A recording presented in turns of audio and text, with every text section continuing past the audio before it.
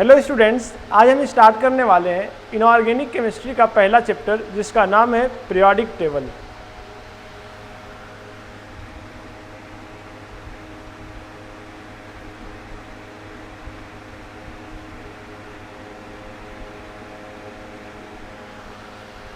अब देखिए, ये चैप्टर बहुत इंपॉर्टेंट है और इससे नीट और मेंस में एक क्वेश्चन आता है।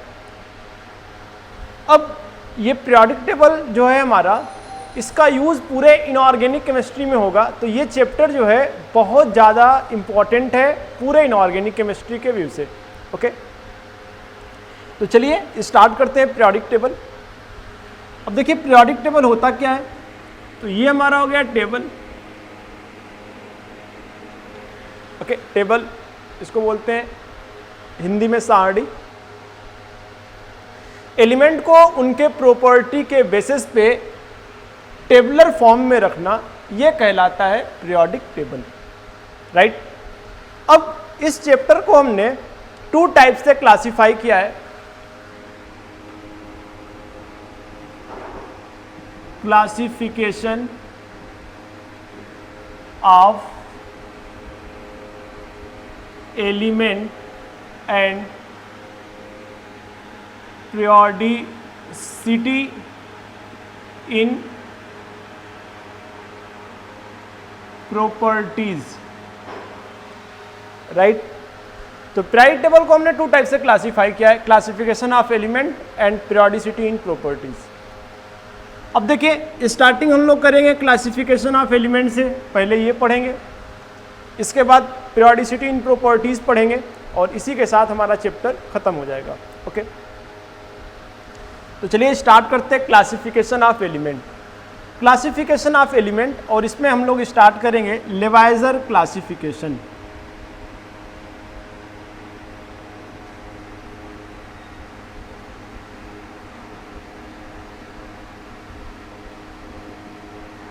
लेवाइजर साइंटिस्ट का नाम है, और लेवाइजर ने एलिमेंट को मेटल और नॉन मेटल के बेसिस पे क्लासिफाई किया। Metal and non metal.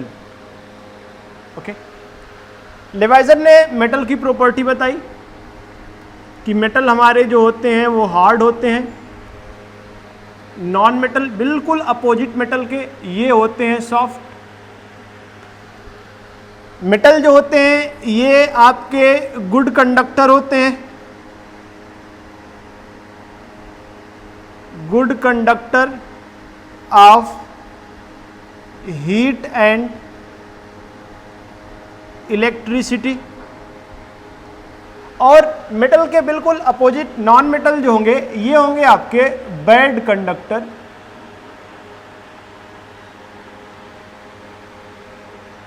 Of heat and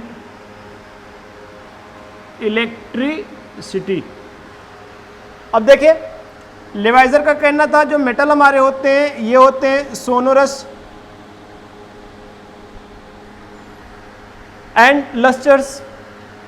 non metal जो होते हैं ये आपके होते हैं नॉन सोनोरस। इसके बाद मेटल आपका होता है मेलिएबल एंड डक्टाइल। अब देखिए, malleable means draw into wire form. अगर मेटल का कोई पीस लिया हमने और उसको हमबर्ड करना शुरू किया तो वो पतले चादर के रूप में फैल जाए, उस प्रॉपर्टी को बोलते हैं मेलिएबल। तो मेटल होते हैं हमारे कैसे, मेलिएबल। डक्टाइल मेटल को हम वायर के रूप में खींच सकते हैं। ओके, तो ड्रा इनटू वायर फॉर्म ये क्या कहलाता है, डक्टाइल, राइट। तो मेटल हमारा मेलिएबल और डक्टाइल होता है। नॉन मेटल बिल्कुल opposite, not malleable and ductile. तो क्लियर है आपको, लेवाइजर ने एलिमेंट को मेटल नॉन मेटल के बेसिस पे क्लासिफाई किया था और मेटल की प्रॉपर्टी बताई थी जो कि मैंने यहाँ आपको बताया।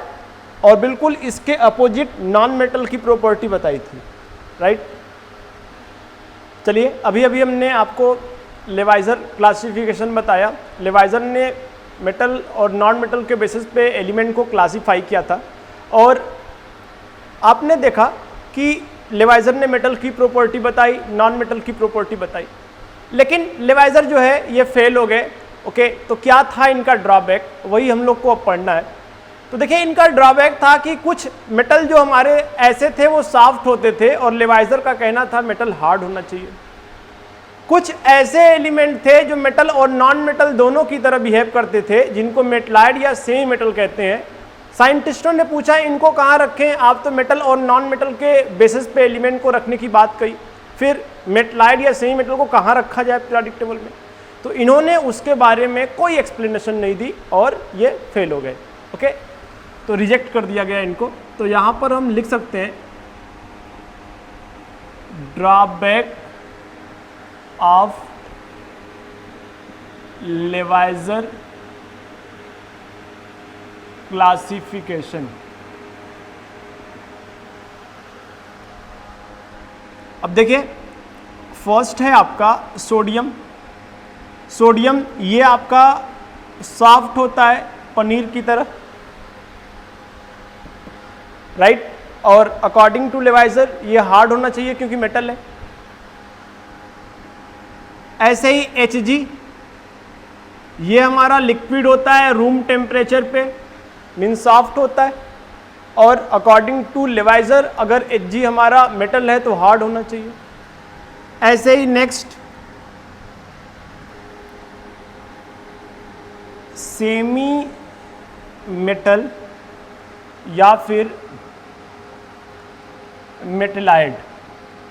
सेमी मेटल या मेटलाइड ऐसे एलिमेंट को बोलते हैं जो मेटल और नॉन मेटल दोनों की प्रॉपर्टी शो करते हैं।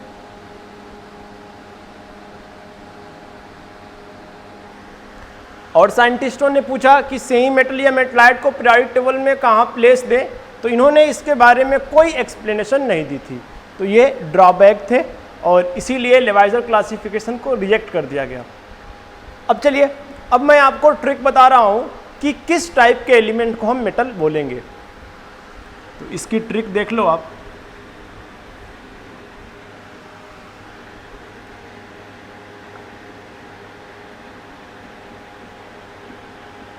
लूज इलेक्ट्रॉन easily,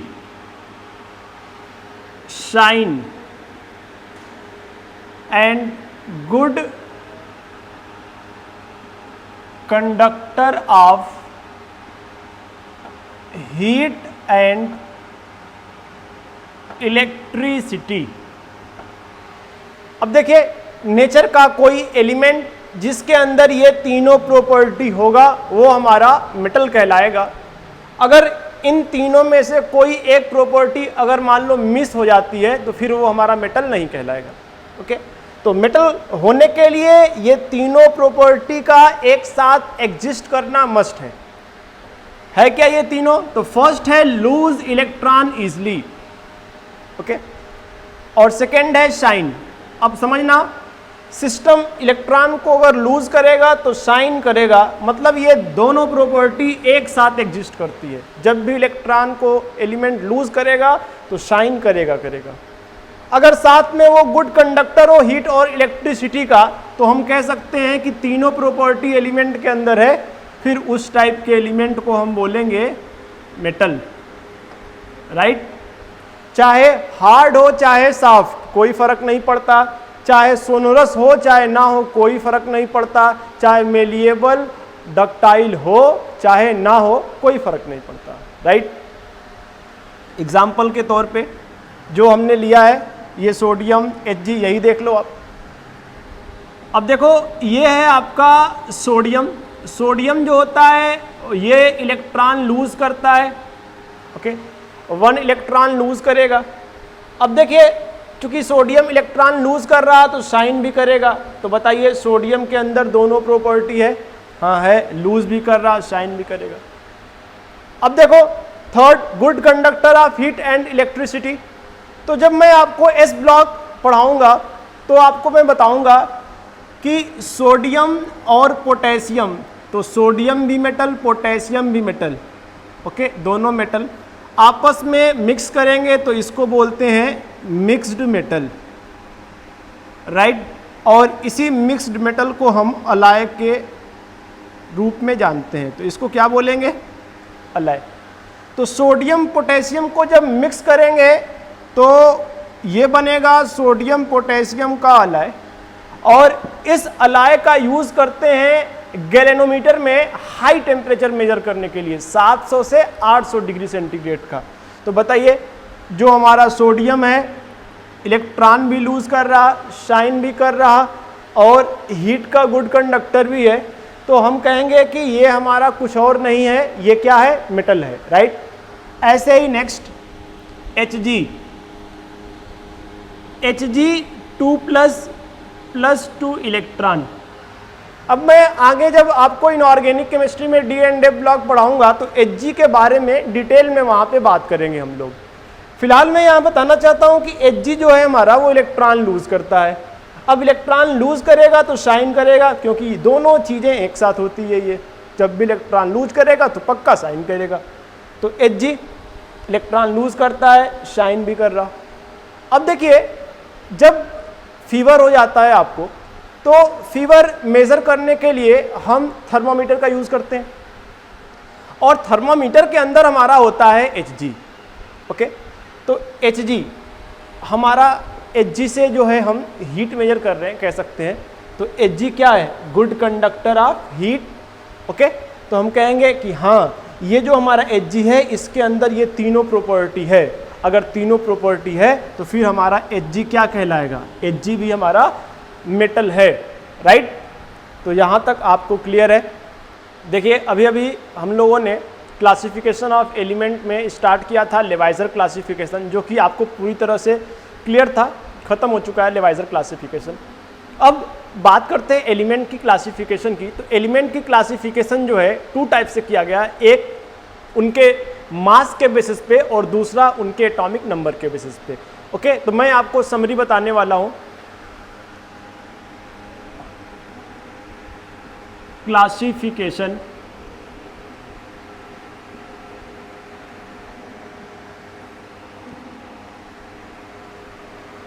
तो फर्स्ट बेसिस एटॉमिक मास, या फिर हम कह सकते हैं वेट। चूंकि अंतर होता है मास और वेट में, लेकिन यहां पर हम ले सकते हैं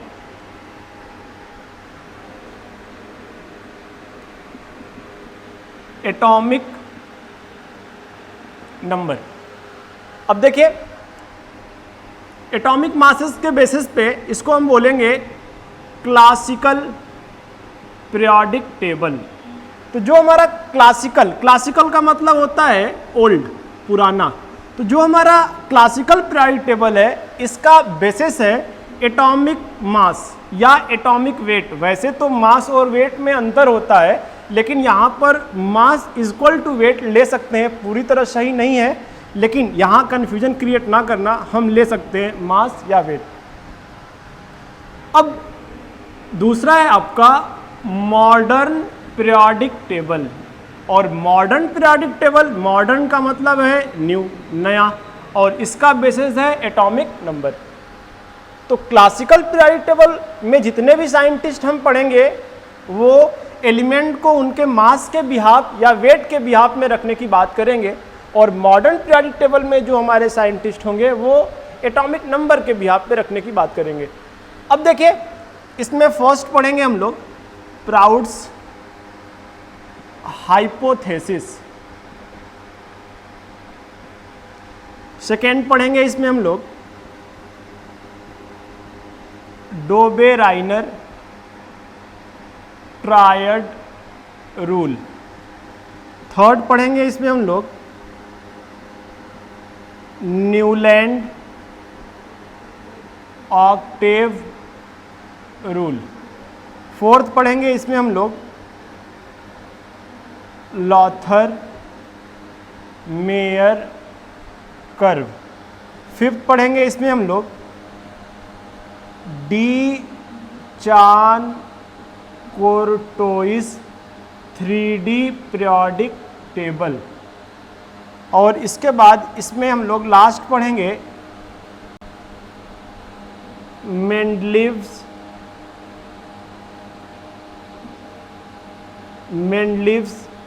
पीरियोडिक टेबल। ओके, तो क्लासिकल पीरियोडिक टेबल में टोटल हम लोगों को 6 केस पढ़ना है। ओके, मॉडर्न पीरियोडिक टेबल, इसकी स्टार्टिंग करेंगे हम लोग मोज़ले एक्सरे एक्सपेरिमेंट से। सेकेंड पढ़ेंगे इसमें हम लोग मॉडर्न पीरियोडिक लॉ। थर्ड पढ़ेंगे इसमें हम लोग IUPAC पीरियोडिक टेबल। और इसमें लास्ट पढ़ेंगे बोहर क्लासिफिकेशन। ओके, चूंकि इतना ही पढ़ना है मॉडर्न वाले में, लेकिन हमने एक ये पार्ट जो है अलग से ऐड कराया है बोहर क्लासिफिकेशन का। वो जब हम लोग पढ़ेंगे तो इसको डेप्थ में देखेंगे। अब देखिए, तो पहले स्टार्ट करेंगे हम लोग क्लासिकल पीरियोडिक टेबल और एक एक करके पढ़ेंगे। जब ये ख़त्म हो जाएगा तो फिर स्टार्ट करेंगे मॉडर्न पीरियोडिक टेबल और फिर एक एक करके इसके बारे में देखेंगे। राइट, चलिए स्टार्ट करते हैं क्लासिकल पीरियोडिक टेबल और इसका फर्स्ट केस प्राउड्स हाइपोथेसिस। अब देखिए, प्राउड्स साइंटिस्ट का नाम है और प्राउड्स का कहना था कि सारे एलिमेंट हमारे जो हैं वो हाइड्रोजन एटम से मिलकर बने हैं। जैसा कि हमने यहाँ मेंशन भी किया है, all the elements are made up of hydrogen atom according to Prout's. Okay, अब जो हमारा हाइड्रोजन एटम होता है इसका वेट होता है 1। अब एग्जाम्पल के तौर पे अगर हमारा एक X टाइप का एलिमेंट है और इसका वेट है 10, तो बताइए ये कितने हाइड्रोजन एटम से मिलके बना होगा? तो हम बोलेंगे 10, क्योंकि प्राउड्स का कहना था कि सारे एलिमेंट हमारे हाइड्रोजन एटम से मिलकर बने हैं और चूंकि ये हाइड्रोजन एटम से मिलकर बना होगा तो हाइड्रोजन एटम का जो वेट होता है वो 1 होता है। तो ये 10 टाइम्स हाइड्रोजन एटम से मिलकर बना होगा, तभी तो वेट 10 है। ऐसे ही Y टाइप का एलिमेंट है जिसका वेट है 15, बताइए कितने हाइड्रोजन एटम से मिलकर बना होगा? तो हम कहेंगे 15। ऐसे ही Z टाइप का एलिमेंट है जिसका वेट है 30। यहाँ पर अगर पूछा जाए आपसे कि ये कितने हाइड्रोजन एटम से मिलकर बना है तो आप बोलेंगे 30। ओके, इसको हम ऐसे भी इंडिकेट कर सकते हैं, एटॉमिक वेट ऑफ एलिमेंट। किसी भी एलिमेंट का एटॉमिक वेट जो होगा वो होगा n into atomic weight of hydrogen atom. Okay, किसी भी एलिमेंट का एटॉमिक वेट हाइड्रोजन एटम के एटॉमिक वेट के n टाइम्स होगा। ओके, वेयर n, आपका यहाँ पर जो n है वो है आपका नंबर ऑफ हाइड्रोजन एटम और n की वैल्यू हो सकती है 1, 2, 3, बहुत सारे। राइट, अब जैसे आपसे पूछा जाए कि यहाँ पर n की वैल्यू बताइए तो n की वैल्यू बोलेंगे 10 है। Okay, means number of hydrogen atom. यहाँ पर n की वैल्यू बताइए तो आप कहेंगे 15, यहाँ पर n की वैल्यू बताइए तो आप कहेंगे 30।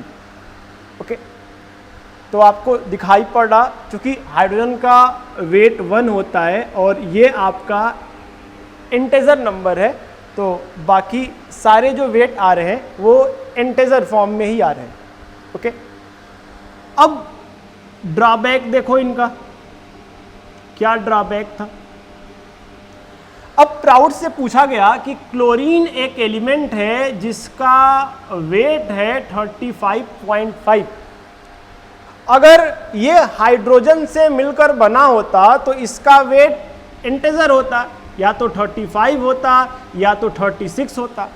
यहां पर तो इसका वेट फ्रैक्शन में है, फ्रैक्शनल है। इसके बारे में क्या कहेंगे?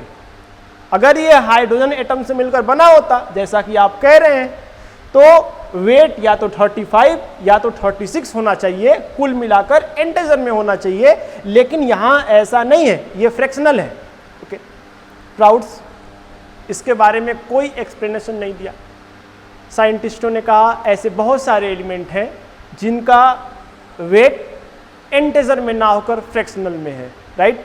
तो यहीं से प्राउड्स जो हाइपोथेसिस है ये रिजेक्ट कर दिया गया, क्योंकि यहाँ से क्लियर कट पता चल रहा कि इनके बिहाफ पे एलिमेंट को हम पीरियोडिक टेबल में नहीं रख सकते, क्योंकि सारे एलिमेंट जो हैं यहाँ से क्लियर हो चुका है, हाइड्रोजन एटम से इसका मतलब मिलकर नहीं बने हैं, राइट। तो प्राउड्स हाइपोथेसिस खत्म। चलिए अभी अभी हम लोगों ने प्राउड्स हाइपोथेसिस देखा। ओके, अब क्लासिकल पीरियोडिक टेबल का सेकेंड केस, और सेकेंड केस पढ़ेंगे हम लोग डोबेराइनर ट्रायड रूल। डोबेराइनर या डोबर्नियर ये साइंटिस्ट का नाम है, ट्रायड का मतलब 3। ओके, अब देखिए डोबेराइनर का कहना था अगर सेम प्रॉपर्टी वाले 3 एलिमेंट का एक सेट बनाएंगे तो जो मिडल एलिमेंट होगा उसका वेट पहले और तीसरे के अर्थमेटिक मीन के इक्वल होगा। ओके, तो जो मैंने बताया वो थोड़ा सा कम समझ में आया होगा। आइए इसको थोड़ा सा और समझने की कोशिश करते हैं। देखिए ये आता होगा हेलिना के रब से फरियाद। ओके, अब देखिए ये एक ग्रुप के एलिमेंट हैं, और जो सेम ग्रुप के एलिमेंट होते हैं उनकी प्रॉपर्टी सेम होती है। ओके, तो इनकी प्रॉपर्टी सेम होगी। डोबेराइनर का कहना था कि सेम प्रॉपर्टी वाले 3 एलिमेंट का अगर सेट बनाएंगे तो सेम प्रॉपर्टी वाले ये तीनों एलिमेंट एग्जाम्पल के तौर पे हम निकाल लेते हैं। हमने निकाला लिथियम, सोडियम, पोटेशियम, इनकी प्रॉपर्टी सेम है क्योंकि एक ही ग्रुप के हैं, और अगर इनका हम सेट बनाएं तो इनका सेट बना लिया, 3 एलिमेंट का एक सेट बना लिया, ऐसा कहना था डोबेराइनर का। तो मिडल जो एलिमेंट है इसका वेट पहले और तीसरे के अर्थमेटिक मीन के इक्वल होगा। कैसे? तो देखो इसका वेट 7, इसका वेट 23, इसका वेट 39। तो अगर सोडियम का वेट की बात करेंगे तो पहले का वेट तो लिथियम का वेट, ओके, प्लस थर्ड मतलब पोटेशियम का वेट, और बाई अर्थमेटिक मीन तो 2। तो इसका 7, इसका 39, तो 7 और 39 कितना हो जाएगा? 46 बाई 2 इक्वल टू 23। तो यहाँ से बात कुछ समझ में आ रही होगी कि डोबेराइनर का कहना था अगर सेम प्रॉपर्टी वाले 3 एलिमेंट का एक सेट बनाया जाए तो जो मिडल एलिमेंट होगा या फिर जो दूसरा एलिमेंट होगा इसका जो वेट आया है वो पहले और तीसरे के अर्थमेटिक मीन के इक्वल होगा। ओके, तो यहां तक आपको बात समझ में आ रही होगी। अब देखिए डोबेराइनर का क्वेश्चन अभी 2017 में एम्स में भी आया था, और यहां पर अगर हम बात करें डोबेराइनर का ट्रायड रूल का, तो इसमें आप कहेंगे कि सर डोबेराइनर के ट्रायड रूल पे अगर क्वेश्चन आएंगे तो उसके लिए हमें मास तो याद रहना जरूरी है। अगर मास याद नहीं रहेगा तो फिर हम उसका एवरेज देख नहीं सकते। ओके, तो अगर मास याद रखने की बात करें तो कितने मास याद रख सकते हैं? 1, 2, 3, 4, पूरे पीरियोडिक टेबल के एलिमेंट का तो मास या जिसको वेट कह रहे हैं वो याद रख नहीं सकते। ओके, अगर रख भी लें तो क्या पता एग्जाम टाइम में एग्जाम हॉल के अंदर वो हमें याद रहेगा, हम भूल भी सकते हैं। अगर भूल गए तो ट्रायड रूल के क्वेश्चन बना ही ना पाए फिर। ओके, और याद भी कर लें तो क्या एक ही क्वेश्चन थोड़ी करके आना है कि पूरे पीरियोडिक टेबल का वेट याद करके जाए। ओके, तो अब मैं आपको एक नया टेक्निक बताने वाला हूं जिसमें आपको बिना मास याद किए हुए ट्रायड रूल के क्वेश्चन आसानी से निकाल सकते हैं। ओके, तो चलिए स्टार्ट करते हैं। आइए नया टेक्निक ट्रायड रूल के क्वेश्चन बनाने के लिए जो हम देखने वाले हैं, ओके, वो है हमारा modern view of triad rule. Okay, अब इसके दो कंडीशन है। First, all element belong to same group, और second, Z2 minus Z1 equal to Z3 minus Z2। Okay, example के तौर पे लिथियम, सोडियम, पोटेशियम, ये तीन एलिमेंट का एक सेट दिया है और एग्जाम टाइम में पूछ रहा क्या ये सेट ट्रायड रूल को फॉलो करेगा। तो इसके लिए हम दो कंडीशन लगाएंगे, फर्स्ट एंड सेकेंड। अगर ये दोनों कंडीशन को फॉलो करेगा तो हम बोलेंगे ये हमारा ट्रायड रूल को फॉलो करेगा। अगर दोनों में से कोई भी एक कंडीशन मिस है तो हम बोलेंगे ट्रायड रूल को फॉलो नहीं करेगा। अब देखिए यहाँ पे आल का मतलब तीन से है, मतलब जो वो हम तीन एलिमेंट ले रहे हैं क्या वो एक ही ग्रुप के हैं। ओके, मतलब एक ही ग्रुप के होने चाहिए, अगर हैं तो ट्रायड रूल को फॉलो करेगा। और सेकंड, ये डिफरेंस इक्वल होना चाहिए। अब देखिए इसके लिए ग्रुप पता होना चाहिए, तभी तो पहचानेंगे कि एलिमेंट एक ही ग्रुप का है या नहीं। तो अभी फिलहाल में मैं आपको फर्स्ट ग्रुप के बारे में जानकारी देता हूं।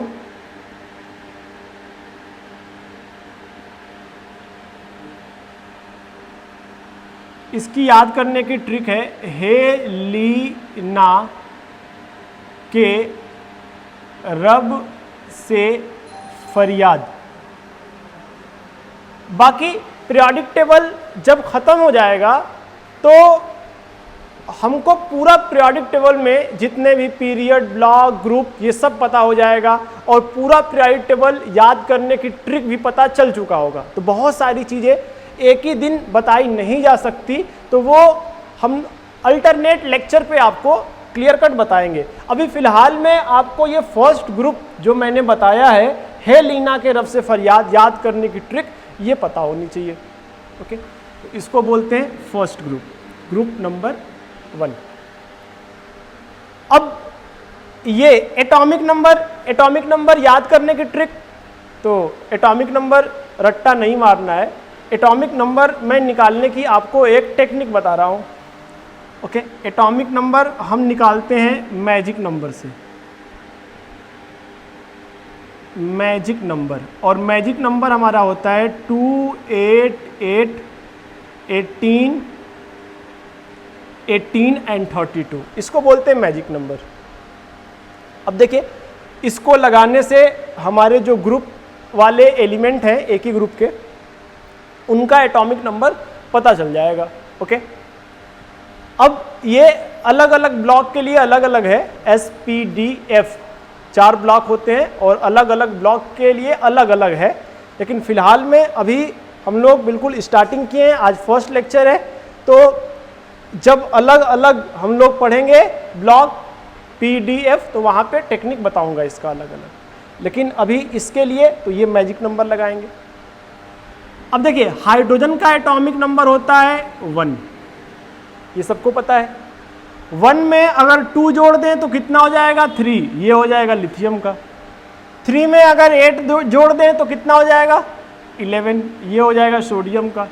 11 में 8 जोड़ दें तो ये हो जाएगा 19, ये हो जाएगा पोटेशियम का। अगर इसमें 18 जोड़ दें 19 में तो 37 रुबिडियम का हो जाएगा। अगर इसमें 18 जोड़ दें 37 में तो ये हो जाएगा 55, ये हो जाएगा सीजियम का। और अगर इसमें 55 में 32 जोड़ दें तो ये हो जाएगा 87, ये हो जाएगा फ्रांसियम का। तो मैजिक नंबर लगाने से हमें एटॉमिक नंबर पता चल गया। अब एग्जाम टाइम में क्वेश्चन आया क्या ये हमारे ट्रायड रूल को फॉलो करेगा या नहीं करेगा। ओके, तो यही दो कंडीशन लगाते हैं, अगर दोनों कंडीशन फुलफिल तो बोलेंगे ट्रायड रूल को फॉलो करेगा। फर्स्ट कंडीशन लगाया कि जो वो हम 3 एलिमेंट का सेट लिए हैं वो एक ही ग्रुप के हैं, तो हम बोलेंगे हाँ हैं, लिथियम, सोडियम, पोटेशियम आपको देखने को मिल रहा, लिथियम, सोडियम, पोटेशियम एक ही ग्रुप का है। तो फर्स्ट कंडीशन फुलफिल। जब फर्स्ट कंडीशन फुलफिल तो सेकेंड कंडीशन लगाएंगे। ओके, अब यहाँ सेकेंड कंडीशन लगाते हैं। सेकेंड कंडीशन अब देखिए लिथियम, सोडियम, पोटेशियम ये तीन है तो हमेशा टॉप टू बॉटम जाते हैं। टॉप ये ऊपर है, to bottom, okay. Top to bottom जाएंगे तो टॉप वाले को Z1, बीच वाले को Z2 और बॉटम वाले को Z3, हमेशा ऊपर से नीचे देखेंगे। तो इसको Z1 मानेंगे, इसको Z2 और इसको Z3, right. Z1 atomic number lithium का ये है 3, सोडियम का 11, पोटेशियम का 19। अब ये लगाते हैं यहाँ पर Z2 minus Z1 equal to Z3 minus Z2। यहाँ पर आएगा आपका 11 माइनस 3 इक्वल टू 19 माइनस 11, तो ये हो जाएगा 8 इक्वल टू 8, राइट। तो हम बोलेंगे जो Z2 माइनस Z1 है वो बराबर है Z3 माइनस Z2 के, ओके, क्योंकि 8 इक्वल टू 8। तो ये जो सेट लिया है इसके अंदर दोनों कंडीशन फुलफिल है, तो हम बोलेंगे हाँ ये हमारा जो है ट्रायड रूल को फॉलो कर रहा है, राइट। अब ऐसे ही अगला एग्जाम्पल हमारा हो सकता है सोडियम, पोटेशियम एंड रुबिडियम। ये जो तीन एलिमेंट का एक सेट ले रहे हैं हम, क्या ये ट्रायड रूल को फॉलो करेगा या नहीं करेगा।